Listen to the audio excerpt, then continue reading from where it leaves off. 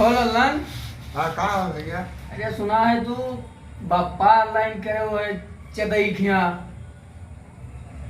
पापा ऑनलाइन किए हैं? हाँ क्या कहा?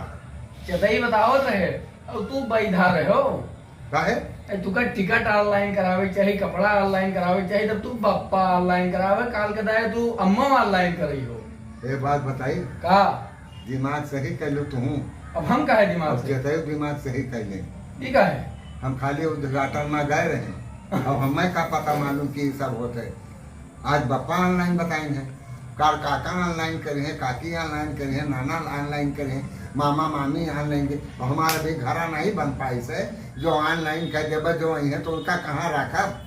और दिमाग सही करो तू और चेताई। अब समझे? अब तू ऑनलाइन अम्मा बाप्पा ऑनलाइन करत हो जा। अब बतावत रहे। अब चला